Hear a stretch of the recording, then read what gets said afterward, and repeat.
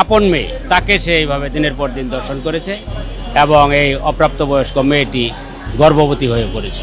প্রথমে এটা বুঝতে পারে নাই, পরবর্তীতে যখন মেয়ে গর্ভবতী হয়ে পড়েছে তখন বুঝতে পারছে যে তার মেয়ের সঙ্গে এরকম একটা আচরণ করা হয়েছে। আসামি রুবেল ভিকটিম রুবিনাকে ঘুম থেকে তুলে জোরপূর্বক ধর্ষণ করে।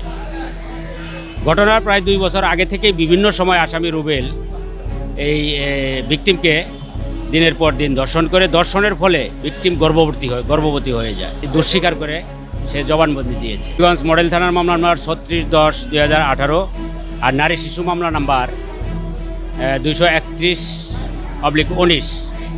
এই চাঞ্চল্যকর মামলাটির আজকে বিজ্ঞ আদালত মুন্সি মোহাম্মদ মশিউর রহমান আসামিকে যাবজ্জীবন কারাদণ্ড, আমৃত্যু কারাদণ্ড এবং 1 লক্ষ টাকা জরিমানা করেছে। এই জরিমানার টাকাটা ঢাকার ডিসি মহোদয়কে উত্তোলনপূর্বক এই ভিকটিমের পরিবারকে দেওয়ার জন্য নির্দেশ প্রদান করেছে।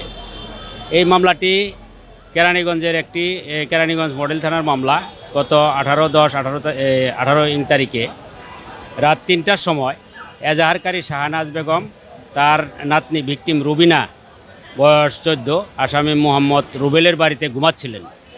তখন আসামি রুবেল ভিকটিম রুবিনাকে ঘুম থেকে তুলে জোরপূর্বক ধর্ষণ করে। ঘটনার প্রায় 2 বছর আগে থেকেই বিভিন্ন সময় আসামি রুবেল এই ভিকটিমকে দিনের পর দিন ধর্ষণ করে। ধর্ষণের ফলে ভিকটিম গর্ভবতী হয়ে যায়।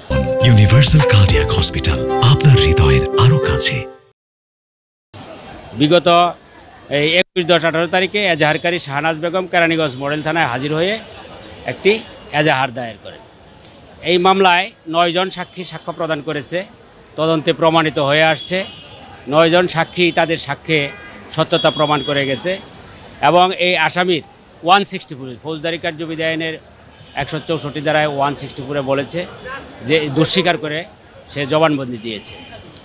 আমরা এই রায়ে সন্তুষ্ট যে আসামিকে যাবজ্জীবন আমৃত্যু কারাদণ্ড দিয়েছে। আমরা ন্যায় বিচার পেয়েছি। আসলে এটা খুবই একটা দুঃখজনক একটা বিষয় যে এই আসামির আপন মেয়ে ভিকটিম যে বয়স রুবিনা আপন মেয়ে তাকে সে এইভাবে দিনের পর দিন দর্শন করেছে এবং এই অপ্রাপ্তবয়স্ক মেয়েটি গর্ভবতী হয়ে পড়েছে। প্রথমে এটা বুঝতে পারে নাই, পরবর্তীতে যখন মেয়ে গর্ভবতী হয়ে পড়েছে তখন বুঝতে পারছে যে তার মেয়ের সঙ্গে এরকম একটা আচরণ করা হয়েছে।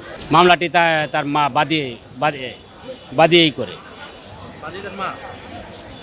না, এই এজাহারকারী হইল নাতনি, শাহনাজ বেগম হইল নাতনি, মেয়েটা হইল এজাহারকারীর নাতনি।